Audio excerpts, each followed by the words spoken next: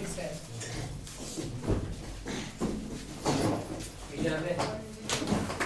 तो भाई चैप्टर 9 शुरू करेंगे और चैप्टर 9 बोले तो कौन सा है? सब एप्लीकेशन ऑफ ट्रिग्नोमेट्री। बिल्कुल, application of trigonometry. Short form में आप इसको एओटी याद कर लेना चैप्टर का नाम, ठीक है ना, application of trigonometry. Basically application word का देखो जो बेसिकली उपयोग होता है ना वो क्या होता है, जैसे हमने ट्रिग्नोमेट्री पढ़ी, क्या पढ़ा हमने? ट्रिग्नोमेट्री पढ़ा था, चैप्टर नंबर 8 में पढ़ा था। और यहाँ पर हमने क्या करे थे, इसके डायरेक्ट क्वेश्चन पढ़े थे। डायरेक्ट क्वेश्चन का मतलब वो क्वेश्चन जो इसके फॉर्मूला पर बेस्ड होते, जो हमने पढ़े थे ना चैप्टर 8 के अंदर, वो सारे क्वेश्चन जो क्या थे ट्रिग्नोमेट्री के फॉर्मूला पर बेस्ड थे। अब हम पढ़ेंगे इसकी एप्लीकेशन, और एप्लीकेशन का मतलब है वर्ड प्रॉब्लम। एप्लीकेशन जब भी होती है ना किसी रिलेटेड चैप्टर की, तो वो क्या होती है, हमेशा उसकी वर्ड प्रॉब्लम होती है, ठीक है। और वर्ड प्रॉब्लम में फॉर्मूला हमारे वही है जो हमने पढ़े हैं, लेकिन एक फायदा है किस इस चैप्टर में, ये फायदा है कि आपको ले देके जो हमने फॉर्मूलाज पढ़े थे ना पीवीपी अपॉन एचएसपी वाले, कौन से? पीवीपी अपॉन एचएसपी वाले जो हमने फॉर्मूलाज पढ़े थे 6 ट्रिग्नोमेट्रिक रेशियो, वही काम में आते हैं। उसमें से भी ये मान के चलो, एक तो साइन थीटा, एक कॉस थीटा और एक टेन थीटा। तो अब बात करें टेन थीटा की, तो ये जनाब लगभग 99% तो यही काम में आते हैं, बल्कि मोर देन 95% काम में आते हैं। और ये मान लो अपन 1%, बल्कि 1% से भी कम काम में आते हैं। इसका मतलब है आपका बेसिकली उपयोग जिस फॉर्मूले का है वो है टेन थीटा का, और टेन थीटा का फॉर्मूला क्या होता है? P upon. इसके अलावा जो आइडेंटिटीज पड़ी थी वो कुछ काम में नहीं आएगी, सिर्फ इकलौता ये 3 फॉर्मूलाज काम में आएंगे, जिसमें भी मैक्सिमम यही आता है। तुम खुद देख लेना, मैक्सिमम टेन थीटा ही चलेगा, लगभग 99% और मोर देन 99%। बस आपको करना है क्या है, इस चैप्टर की जो वर्ड प्रॉब्लम है उसको पढ़ो, समझो, डायग्राम बनाओ, सवाल अपने आप सॉल्व हो जाएगा, ठीक है। इसमें हमें 2 तरह के एंगल पढ़ने हैं भाई। एप्लीकेशन ऑफ ट्रिग्नोमेट्री के अंदर जो हमको पढ़ने हैं ना एओटी के अंदर, हमें पढ़ने पहले 2 एंगल्स पढ़ने हैं। क्या पढ़ने हैं हमें? एंगल्स। वो 2 तरह के एंगल जो है वो कौन कौन से एंगल है? उसमें पहला एंगल जो है ना टाइप नंबर 1, वो तो है एंगल ऑफ एलिवेशन। क्या है? Angle of elevation. एक तो आपको ये वाला एंगल पढ़ना है, ठीक है ना, इसी पर बेस्ड एप्लीकेशन इस पर। और दूसरा आपको जो पढ़ना है वो पढ़ना है एंगल ऑफ डिप्रेशन। क्या पढ़ना है? Angle of depression. 2 टॉपिक्स आपको ले देके पढ़ने हैं। बात समझ में आ गई? अब देखो एंगल ऑफ एलिवेशन के अंदर क्या होता है और एंगल ऑफ डिप्रेशन के अंदर क्या होता है, बस ये समझ लो। उसके बाद सारे डायग्राम इससे रिलेटेड ही बनेंगे। एंगल ऑफ एलिवेशन के दौरान होता है क्या है, सपोज करो जो व्यूअर्स है, जो ऑब्जर्वर है ना, वो नीचे है। कहाँ है? नीचे। वो सपोज इस जगह पर है और इस जगह पर से वो क्या कर रहा है, ऊपर किसी चीज को देख रहा है। ये उसका यहाँ से जब मान लो इस जगह पर ये कोई आपका टॉवर हो गया, कोई पोल हो गया, यहाँ पर कोई पक्षी बैठा हुआ है। कौन बैठा हुआ है? यहाँ पर कोई पक्षी बैठा हुआ इस जगह, और ये बंदा इसको नीचे से ऊपर देख रहा है। तो जब देखेगा तो यहाँ से आंखों से एक लाइन चलेगी, इस लाइन को बोलेंगे लाइन ऑफ साइट। क्या बोलेंगे इसको हम? Line of site. इसको हम क्या कहेंगे? लाइन ऑफ साइट, ठीक है ना। और बिल्कुल इसके पैरेलल में यहाँ पर धरती पर भी, मतलब हॉरिजॉन्टल प्लेन पर भी एक लाइन बनेगी जो उसका बेस होगा। क्या होगा? बेस। ये आपका लाइन ऑफ साइट है, ये हॉरिजॉन्टल लाइन है, या बोले तो इसका क्या हो जाएगा? बेस हो जाएगा। इन दोनों के बीच में जो एंगल बनेगा उसको अपन बोलेंगे एंगल ऑफ एलिवेशन। क्या बोलेंगे? उसको थीटा बोलते हैं अपन। क्या बोलते हैं? थीटा। और उसको क्या बोलते हैं? Angle of elevation. कौन सी चीज से बनता है ये? नीचे से ऊपर देखने पर। कैसे बनता है? नीचे से जब अपन ऊपर देखते हैं तब ये बनता है। अगला केस क्या होगा? Angle of depression. और एंगल ऑफ डिप्रेशन के दौरान क्या होगा, सपोज करो ये आपका कोई टॉवर हो गया और टॉवर के इस माले पर कोई बैठा हुआ है, ठीक है ना, और वो नीचे जो गाड़ियां चल रही है, क्या चल रही है? जो गाड़ियां नीचे की तरफ चल रही है वो उन गाड़ियों को देख रहा है। इनको देख रहा है? इन गाड़ियों को चल रहा है। तो वो ऊपर है यहाँ पर, और वो क्या देख रहा है? नीचे गाड़ियों को देख रहा है। किसको देख रहा है? गाड़ियों को। तो ये आपकी होगी लाइन ऑफ साइट। क्या होगी? लाइन ऑफ साइट, ठीक है ना। अब वो तो बिल्कुल हवा में बैठा हुआ है, आपका हॉरिजॉन्टल प्लेन तो नीचे है, ये है ना। तो यहाँ पर ऊपर एक अज्यूम करेंगे लाइन जिसके पैरेलल होगी। क्या होगी? इसके पैरेलल होगी लाइन। क्या होगी? इसके पैरेलल। और ये लाइन आपकी हॉरिजॉन्टल लाइन बन जाएगी। क्या बन जाएगी? हॉरिजॉन्टल लाइन बन जाएगी आपकी। बात समझ में आ गई? ये आपकी क्या हो गई? Horizontal line. अब आपका जो एंगल बनेगा वो इस हॉरिजॉन्टल लाइन और लाइन ऑफ साइट के बीच में बनेगा। ये एंगल आपका बनेगा एंगल ऑफ डिप्रेशन। क्या बनेगा? लेकिन ये दोनों लाइन पैरेलल है, क्योंकि मैंने ये तो बेस था मेरा, एक्चुअल बेस तो यही था, इसके पैरेलल मैंने लाइन अज्यूम करी हवा के अंदर। ये जेड शेप बना रहा है, देखो मैंने पैरेलल लाइन अज्यूम करी और जेड शेप बना रहा, देखो उल्टा बना रहा है ना। जेड शेप का मतलब होता है एआई। जेड शेप जब बनती है ना, ये ऐसा जेड शेप बन रही है। जेड शेप हमेशा 2 पैरेलल लाइन के बीच में बनती है, और जब जेड शेप बनती है तो यहाँ बनने वाला एंगल और यहाँ बनने वाला एंगल आपस में क्या होते हैं? बिल्कुल बराबर होते हैं। क्या होते हैं? बराबर। इसको बोलते हैं एआईए। क्या बोलते हैं इसको? एआईए, मतलब ऑल्टरनेटिव इंटीरियर एंगल। तो ये थीटा है, तो ये भी कितना होगा? थीटा। ये आपका कौन सा एंगल होगा? Angle of depression. तो पूरा चैप्टर जो है ना, इसमें जितने भी वर्ड प्रॉब्लम्स है वो मैक्सिमम इन्हीं दो टॉपिक पर बेस्ड है। और हाइपोटेन्यूज के क्वेश्चन वैसे कम आते हैं। किसके? हाइपोटेन्यूज का मतलब ये hypotenuse line of site find out करने के क्वेश्चन थोड़े कम आते हैं। जो आते भी है तो वो देखो कौन कौन से टॉपिक पर जो तुम पहचान जाओगे। जैसे एक आएगा लैडर वाला क्वेश्चन। कौन सा वाला? लैडर वाले क्वेश्चन में बेसिकली हमें हाइपोटेन्यूज निकालनी होती है। एक आता है जैसे मान लो कि पतंग की डोर के क्वेश्चन आएंगे, उसके अंदर हमें हाइपोटेन्यूज निकालनी होगी। एक होगा जैसे जोकर होगा, सर्किट आर्टिस्ट होगा, वो एक तनी रस्सी पर चढ़ेगा, उस कंडीशन में हमें क्या निकालना पड़ेगा? हाइपोटेन्यूज निकालनी पड़ेगी। एक सवाल आता है जैसे एक पेड़ पर मोर बैठा हुआ है। कौन बैठा हुआ है? मोर। और नीचे सांप है। नीचे क्या है? सांप। तो मोर वहां से उस पर अटैक करेगा सांप के ऊपर। पैर कहां पर बैठा हुआ है? पेड़ के ऊपर। और वहां से वो किस पर अटैक करेगा? सांप के ऊपर। तो अटैक करने के दौरान उसने कितनी दूरी कवर करी? तो वो हाइपोटेन्यूज आपसे पूछेगा। बात समझ में आ गई ना? ऐसे कुछ सवाल है जिसके अंदर आपको हाइपोटेन्यूज निकालनी। अदरवाइज ज्यादातर सवालों के अंदर किसका रिलेशन होता है? परपेंडिकुलर और बेस का। किसका होता है? परपेंडिकुलर और बेस का। लिखो, इतना लिखो फटाफट से। चलो भाई देखो, फर्स्ट क्वेश्चन देख लो भाई, 10th क्लास क्वेश्चन नंबर 1 करेंगे। और क्वेश्चन नंबर 1 के अंदर क्या है वो सुनो भाई। अच्छा क्वेश्चन है क्वेश्चन नंबर 1। वैसे नॉर्मल है, ऐसा ज्यादा इतना भी नहीं है, लेकिन सेकंड क्वेश्चन इंपॉर्टेंट टिक कर लेना। फर्स्ट सुनो, देखो वो सर्कस आर्टिस्ट वाला क्वेश्चन आ गया। और जहां पर भी सर्कस आर्टिस्ट की बात हो रही है ना, वहां पर हाइपोटेन्यूज कैलकुलेट करनी है आपको। क्या कैलकुलेट करनी है? हाइपोटेन्यूज। ठीक है ना? अभी बोल रहा है circus artist is climbing a 20 metre long rope. जो आर्टिस्ट है ना, वो 20 मीटर लंबी रस्सी पर चढ़ रहा है। विच इज टाइटली स्ट्रेच, वो बंधी हुई है बिल्कुल। स्ट्रेच का मतलब उसमें किसी तरह की सलवटें नहीं है। From the top of the vertical pole, pole के टॉप से, टू द ग्राउंड, मतलब टॉप से ग्राउंड पर बंधी हुई। देखो ऐसे, मतलब देखो ये आपका पोल रहा ए बी। इस ए बी को आप क्या बोल देना? ये आपका पोल है। ये रहा इसका टॉप। यहां से एक रस्सी बांधी गई है बिल्कुल टाइट तरीके से और ग्राउंड तक बांध दी गई नीचे। ये रस्सी है। ये क्या है? रस्सी आपकी है। कौन है? रस्सी। बात समझ में आ गई? ऐसे बांधी गई जिस पर आर्टिस्ट चढ़ेगा। और ये हाइपोटेन्यूज है। क्या है? Find the height of the pole if the, इसकी हाइट निकालनी है पोल की, ये आपको कैलकुलेट करनी है। आगे कह रहा है if the angle made by the rope with the ground level is 30 degree. Ground level पर ये जो एंगल बना है ना, कितने डिग्री का बना है? 30 डिग्री का ये। और आपको पता है ट्रिग्नो में पढ़ा दिया था कि एंगल हमेशा बेस और हाइपोटेन्यूज के बीच में ही बनता है। ठीक है ना? अब ये बोल रहा है ऊपर आप देखना, जो circuit artist is climbing 20 metre long rope. 20 metre long rope का मतलब है ये आपको कितना दे रखा है? 20 मीटर। कितना दे रखा है? 20 मीटर। और आपको पोल निकालना है, पोल की हाइट। ठीक है ना? और पोल की हाइट को आप क्या मान लो? x मान लो। क्या मान लो? x। देखो प्रेजेंटेशन बता देता हूं आपको एक सवाल में कैसे करना है। बाकी सवाल में यही फॉलो करना है, बाकी सवाल में मैं डायरेक्ट सॉल्यूशन करूंगा।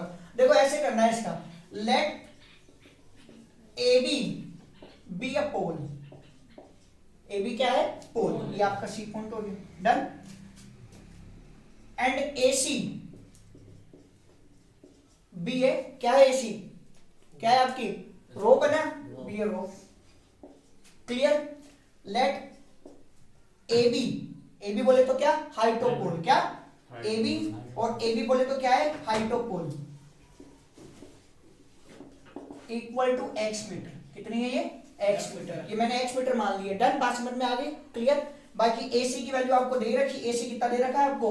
20 मीटर। कितना दे रखा है? 20 मीटर। अब आपको ध्यान से समझना, ये कौन है? परपेंडिकुलर। ये कौन है? हाइपोटेन्यूज। तो P अपॉन H कहां पर है? P अपॉन H किसमें होता है? साइन में। मतलब 1 2 P अपॉन H मैंने किसमें बोला? साइन थीटा में होता है। किसमें होता है? साइन थीटा में। क्या होता है? P upon H। तो 1 2 3 कितनी वैल्यू है?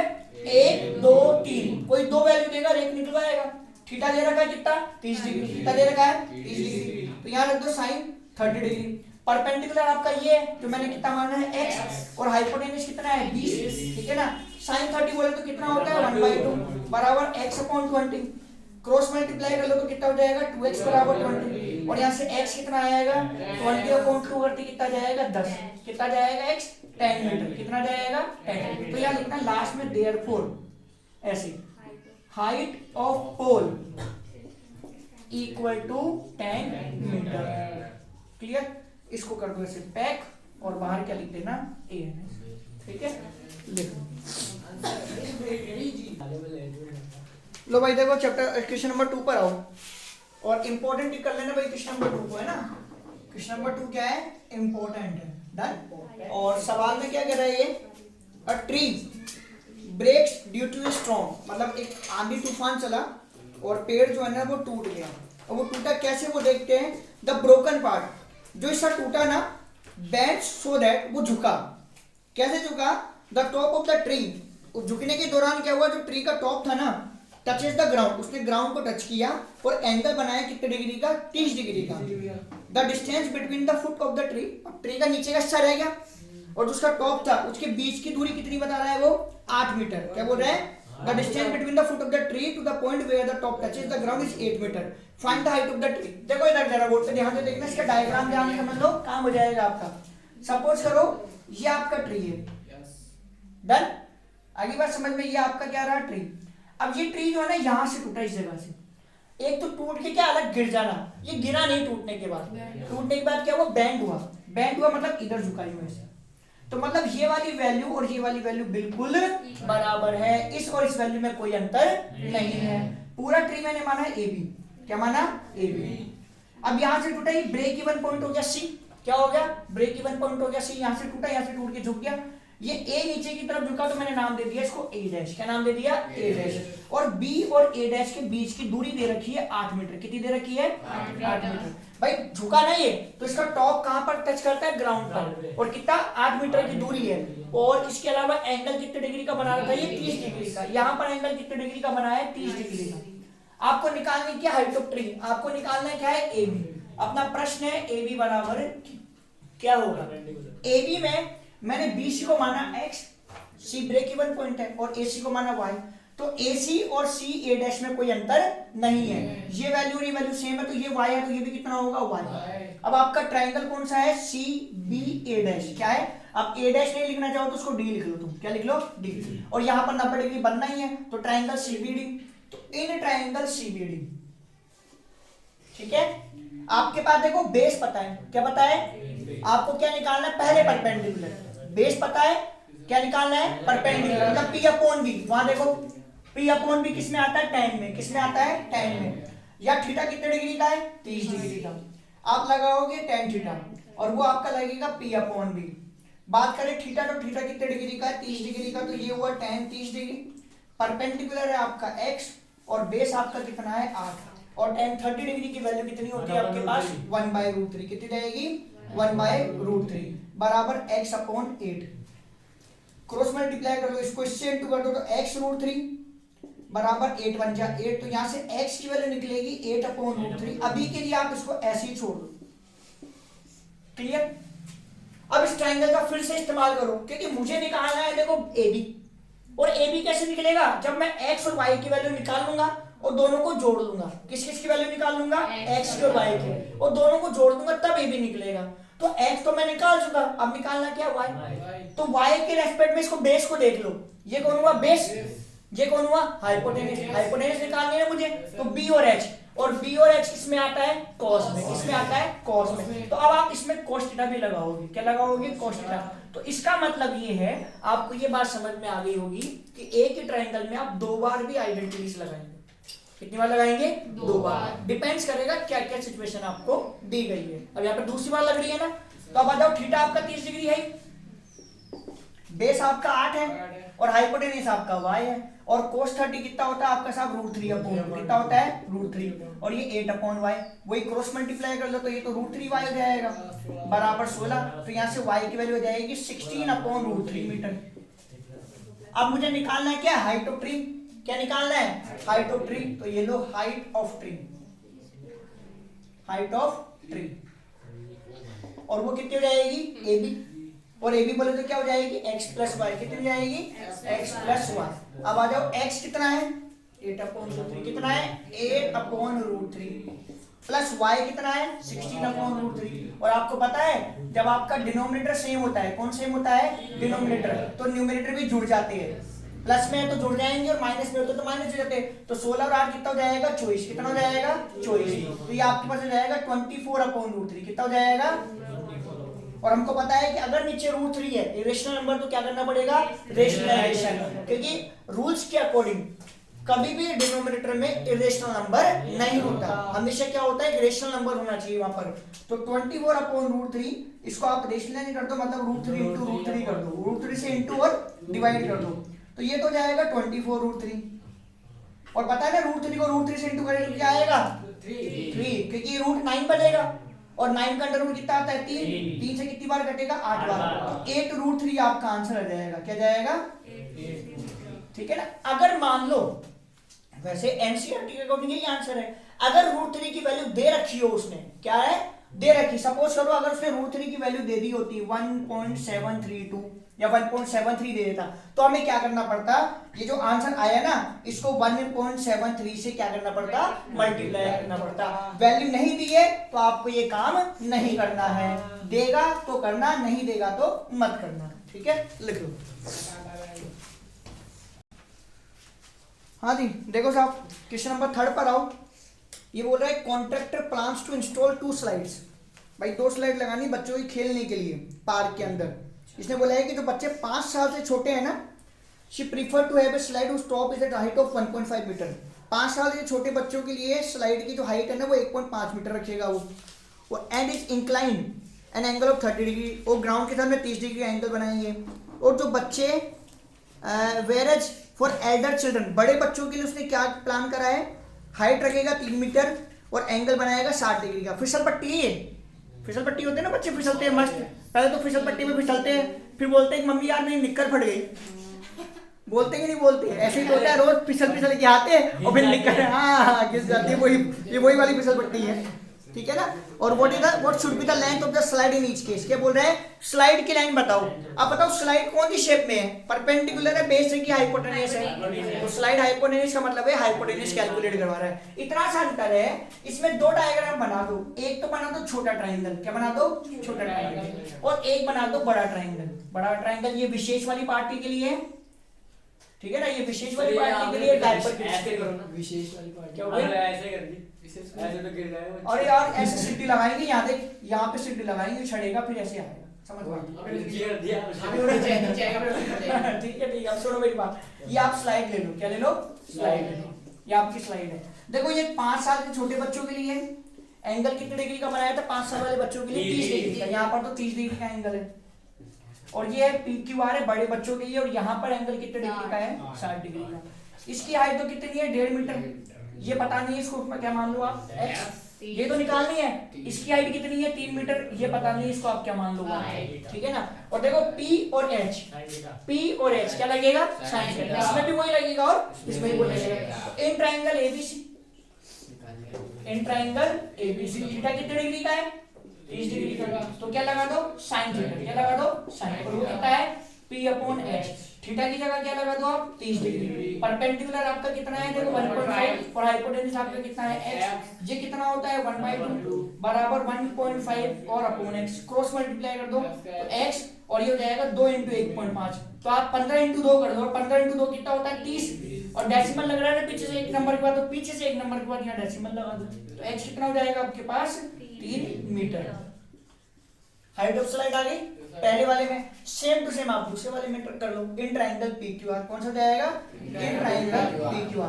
तुम कभी फिसले हो स्लाइड पर, अरे फिसले हो कि कभी तुम्हारी निक्करें फटी है क्या, अरे निक्करें फटी है या घिसी है, ऐसा तो हो ही सकता, 100% घिसी है साहब। आ जाओ इस पर, ये हो जाएगा sin थीटा, और कितना हो जाएगा P/H, क्या हो जाएगा P/H। अच्छा वो कह रहा है मैं चप्पल लगा के फिसलता था, थीटा कितना हो जाएगा 60 डिग्री, सही 60। परपेंडिकुलर आपका कितना है 3, और हाइपोटेन्यूस कितनी है 1। अब sin 60 कितना होता है साहब, √3/2 और बराबर 3/2, सॉरी 3/1। क्रॉस मल्टीप्लाई कर लो तो ये √3y, और वो कितना हो जाएगा 6, और y की वैल्यू आएगी 6/√3। फिर नीचे वही अंडर रूट में नंबर नहीं होता है, रेशनल है तो उसको रेशनल में कन्वर्ट करो, उसके लिए क्या कर दो आप रेशनलाइजेशन कर दो, क्या कर दो रेशनलाइजेशन, ये भी √3 और ये भी √3, तो y बराबर कितना हो जाएगा 6√3, और अपॉन में कितना जाएगा 3, तो 3 2 जा 6, तो y बराबर कितना जाएगा 2√3। तो लास्ट में आप लिख देना हाइट ऑफ फर्स्ट स्लाइड भी 3 metre and height of second slide भी 2√3 मीटर, और अगर वैल्यू देगा इनकी तो रख देना, नहीं तो कोई बात नहीं, ठीक है।